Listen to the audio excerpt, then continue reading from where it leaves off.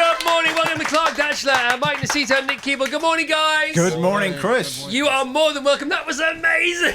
Thank you. Seriously. Oh my goodness. When did you first explode onto our airwaves? When was it? What was the tipping point? What was the year? Where did you come from? Where have you been ever since? Please speak to all that. Off you go. So basically our life story. Yes, please. Well, we came to prominence in 1987 with Shattered Dreams. And you know what? Actually, no one had seen us until we got into the top 40. No one knew what we looked like, which might have been a good thing, actually. And then, of course, the big thing back then was you needed to get on top of the pops because that would be, you know, what would propel you forward. And that happened, and it actually spread all over the world then. From there on, Shattered Dreams kind of became a thing. So Shattered Dreams was the blue touch paper, basically. That was the launch pad. And then we had other great songs. You're going to play a couple more for us in a moment. I can't believe you're here. It's so cool, guys. It's so cool. Mike, how are you doing? I'm good, thanks, man. Oh, it's so nice to see you again. Long time. You look fantastic. You're sounding amazing. I remember... Have I imagined this? I do have... Am I remembering, or have I imagined you playing tennis in the Sun? It was in the Sun newspaper, a big article in the Sun, you playing tennis with Mike Reed. Did that happen? It was a roadshow, Birmingham Roadshow, I think it was. Yeah. Radio 1 Roadshow, yes. And so you did end up playing tennis with Mike Reed. Yeah. We beat him as well. No, we won. Oh, by the way, well done, because he quite fancied himself at tennis, didn't he? Yeah, yes. He did, absolutely. And he was good, but we were slightly better. We talked about it all the time. All right, so the big Radio 1 road shows, all that kind of stuff. And then you sort of... It worked all over the world. You travelled well. Tell us about overseas and you and everywhere. Yeah, well, after Shattered Dreams, and then we had I Don't Want to Be a Hero, Turn Back the Clock, and a few others, and that took us literally all over the world. Shattered Dreams came out a year later, in 88, went to number 2 in the US. And shortly after that, we parted ways very early on, and actually me and Mike didn't speak for 20 years. 22. What, to each other or at all to anyone? No, we had gone to the David Lloyd Club, actually, and we're practicing the not doing anything. Now, Mike, you just started chuckling straight away, so clearly whatever was wrong isn't anymore. Mike, just why are you giggling No, it was away? 22 years, and so one day, 22 years later, Clark called me, and I said, hey, Clark. So it was literally like just your brother you hadn't spoken to for a while, and it's the way it is, isn't it? So were you one album in? Was there a second album? I can't remember. No. There wasn't a second album we were originally a trio. Right. And then, so 22 years later, we got together and decided to do a new album, an album called Magnetized. And since then, we've done a couple of others. We're going to do another one coming up. But our big thing, of course, is that we're going on tour this year. You are going on tour. Okay, let me talk about that. So, in concert 2024, Johnny Hates Jazz. They're kicking off in March, Boysdale, London, March 28, and they play all the way through to Christmas. So there's a big Christmas gig at the Indigo at the O2 on December the 19th. It'll be here before we know it. There's dates in March, dates in April, and there's May and June and September and October. You're very sensibly taking July off, gentlemen, because you are now wise. And if you want to go and get tickets, johnnyhatesjazz.com for everything Johnny Hates Jazz. They are back. They're back together. johnnyhatesjazz.com. So when we were all young and foolish, we were all young and foolish. How old were you when you met? How long did Johnny Hates Jazz last for in the original incarnation? And how old were you when you parted ways? Well, when we met, I mean, me and Mike probably met when I was 18. Mike. Yeah. And then... Where? What happened? Well, actually, everything centred around a recording studio not far from here called Rack Studios in St John's Wood. And that was owned by the legendary record producer Mickey Most. Yeah. Mike was an engineer at Rack Studios. I was signed to Mickey as a singer-songwriter. And our third member, Calvin, was Mickey's son. And so we all kind of gravitated by happenstance together. Is that Calvin Hayes? Yes. Yeah, God, I remember Calvin. Yeah. So, but only the two of us now. So then Johnny Hates Jazz in its entirety, we were together about a couple of years. And but from Shattered Dreams to the end was only 10 months. Which is remarkable. The records have just lasted on the radio all this time. So it's the ultimate mic drop, really. You just got in there, just did it, had all the fun, and then left it. Yes. What was that like? Was there? We can talk about it, can't we? So was there any regret? Not instantly, because there never is, because because whatever happens, and there's a sort of an energy that carries on going for that. But 2 or 3 years later, do you think, oh, what did we do that for? Actually, I think the thing is, of course, you have to celebrate how your life has turned out and the experiences you've had. But years later, I think there was always a nagging feeling with me that there was somehow unfinished business. Yeah. And I don't mean business in a cold way. I mean, there was still more to do creatively. Yeah. And actually, there's a song on our album Magnetized called "The Road Not Taken," which is about that. Brilliant. It's about That's a sense of beautiful regret. song. Yeah. Brilliant. I love the sentiment for a start. It's funny though, isn't it? Do you think, excuse me, I mean, I've walked away from things, and I've flounced out and I've said, oh, that's not for me, blah, blah, blah. But actually, if I'm being really honest, in the fullness of time, it was because I feared then not replicating the success that brought about that moment. And I didn't want to know if I couldn't do it again. I just preferred to pretend that I could. I chose not to. Any of that going on with you guys? That's a really interesting viewpoint. Probably yes. Yes. It's a difficult one because on one hand, we were very confident. We'd done well. It was happening for us. It was really happening for you Yeah, guys. but of course, whenever you see someone who's got any kind of cockiness about them, you know that that's shielding some great insecurity. And so I think there was a sense of that as well. And it comes with the territory. But I mean, clearly you're very accomplished. Your songs are beautiful. And so what did you do with where they came from once you were no longer together? How did you not get rid of it? But where did that energy go? Where did that creativity go? Well, we both kept working in our own ways. Mike actually produced some great records. Yeah. For example, give us some. Well, no, I produced the winning song of the 1997 Eurovision Song Contest, Katrina and the Waves. All right, good for you. So, and a few other things. And were you happy? Was there any sort of quiet melancholy about you? Was there a chronic lo-fi melancholy, or were you cool? Were you happy? Was it all okay? I was good. I mean, I moved to Holland, then I moved to the United States. I built a solar-powered studio in Arizona. I was, living it. Yeah, I went on quite a journey, and so and it was an adventure. Great answer. So yeah, there's no kind of floating pontoon with anyone from Dragon's Den. Not similar. But, it's the close. desert version, isn't it? Close. Who came to your studio? Who came to your solar-powered studio? Oh, it was just me. I mean, actually, I was before that. I was based at Real World Studios, Peter Gabriel's studio. So I was very much involved in the world music scene. Met a lot of musicians down there. So David Rhodes, who's Peter Gabriel's guitarist, plays on a lot of our stuff now. Right. Recorded stuff until the wonderful Nick Keeble came along and hi asked Nick, him. how you doing? Welcome to the gang. Morning, I'm great, thanks. How's it feel? Wonderful, isn't it? Okay, because you can speak independently, can't you? You're like a neutral in between all this. Absolutely. Tell us how it fits for you, or what the flavour feels like, the reminiscence of the past from the two guys. Tell us what you want that's interesting. Well, this is a great opportunity, obviously. I don't know the word for it, but the feeling of being nostalgic for something that I didn't experience in the first place. There must be a word. That's it. The Finns will have a word for it. Yeah. Because the Finns have a word for everything that we all want words for, but we don't have. Do you know about this? Mike, do you know about the Finns? So the Finns have a word for the satisfaction of experiencing a freshly plumped cushion. As the Japanese have a word for the dissatisfaction of a new haircut. Oh, yeah, I'd love to know that word. Yeah, I'd need to know that. Yeah. But I think what you've just come up with there is that we need a word for feeling like you're experiencing nostalgia because you are, but you shouldn't be able to because you're not qualified. Exactly that. Yeah. By the way, what an ethereal journey you've had, Clark. And you always had that about you. When you used to come in on shows that I used to work on, not present, but I used to work around, and you came in as guests, you and Calvin and Mike, and it was all wonderful. It was great. You came in and you weren't the typical pop band. And I could go on more about that, but you just weren't. So some other bands weren't either. Icicle Works weren't, and people like that. All those great bands. You came in, and the out-and-out pop bands were fantastic. Your Haircut 100s, your Human Leagues. Of course they were. The 80s was an amazing, amazing era for music. And people now, well, not now, but maybe 10 or 15 years ago, they look back at it a bit of a soft, big hair, shoulder pads, kind of a bit of a pastiche musical era. But if you talk to the songwriters of the time, they were all rock and rollers. And the songs, a lot of Duran Duran songs are really hard rock songs at the heart of them. In the acoustic demos, they sound like rock songs. And then they started to produce them with that 80s sound. And you had that when I met you. Do you know what I mean? Absolutely.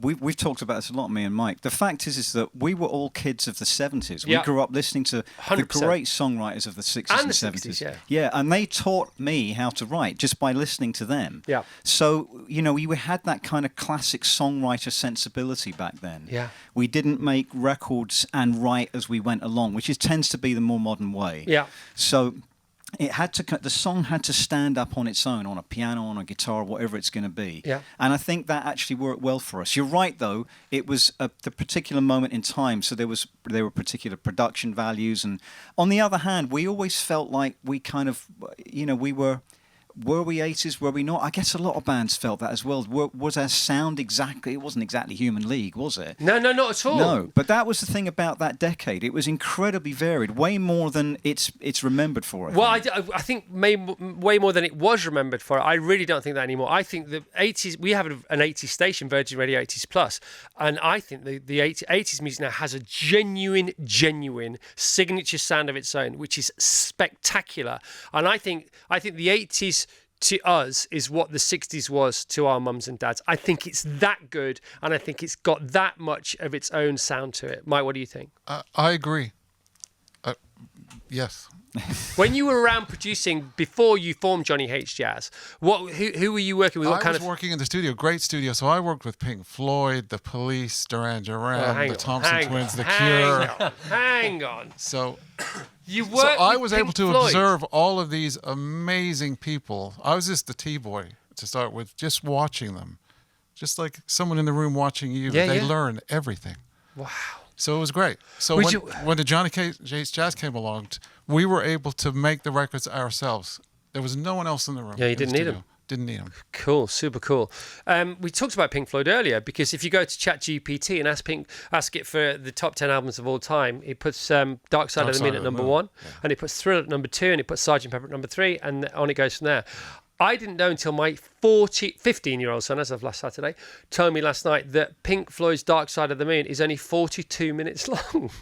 That's a really long album for vinyl. Is it really? 42 minutes? Yeah. 36 minutes is the... I didn't know this. Why did I not know this? Oh, God. It must be quiet. If you play it, it must be a quiet Because of the thinness of the grooves. Yes. I just thought... I always see Dark Side of the Moon as a double gatefold album. It wasn't, but I just see it as that because my bro had like triple gatefold albums, and he used to unfold his new albums as he brought them home. They used to sort of envelop the living room. Do you know what I mean? It just seemed bigger.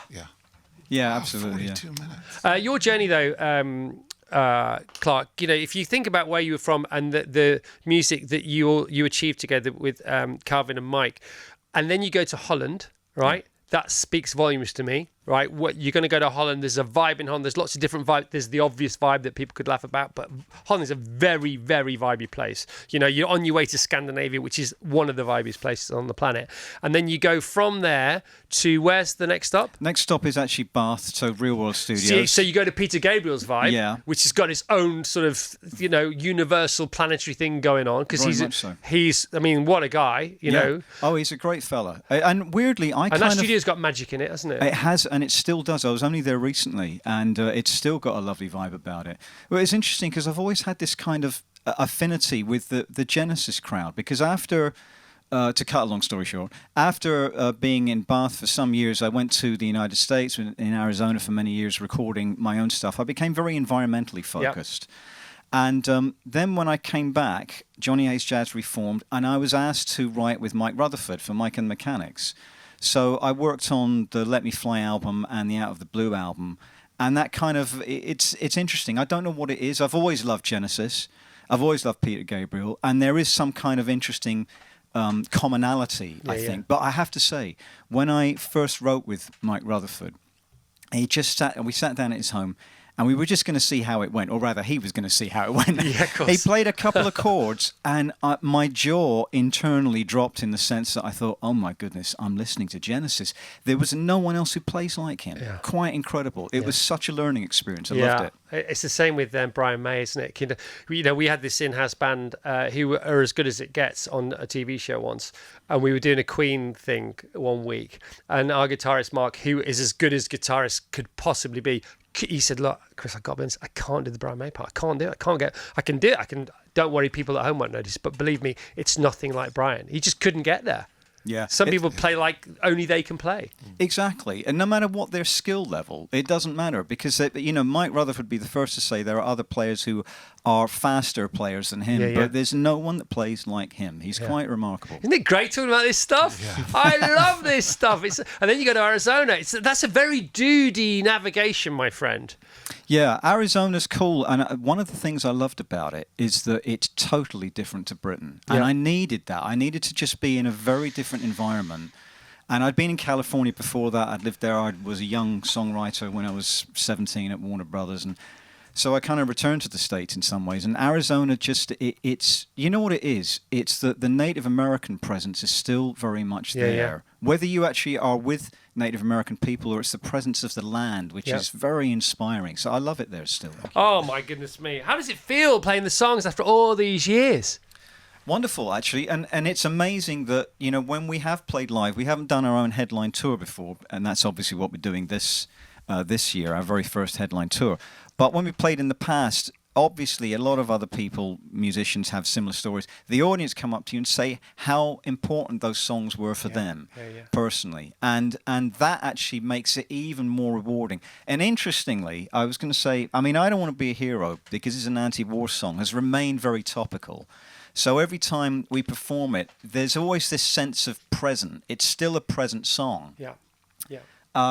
But this is the next song we're going to do, and I don't mean to jump the gun here with introducing it, but we're going to do Turn Back the Clock. And that song, when I wrote it, I was a wee lad imagining what I was going to feel when I was older, reminiscing about the past. But I didn't know. And then years later, it turns out that it's become much more meaningful to me than it ever was. Would it be fair to say that you are now enjoying these songs more second time around than you did first time around? Not that you could have enjoyed them anymore, it's just different. Chris, now. One of the things, the advantages of us splitting up is we didn't play these songs for 30 years. Yes. So we're almost playing them fresh. It's makeup sex. That's what it is. But it doesn't matter how long it takes to happen. 30 years on, the longer the better. Well, we haven't played Shattered Dreams 1,000 times or 5,000 times, which is... So that's why. Yeah, exactly. No, I get it 100%. By the way, I could be completely wrong in my memory of this as well, and please tell me if I am.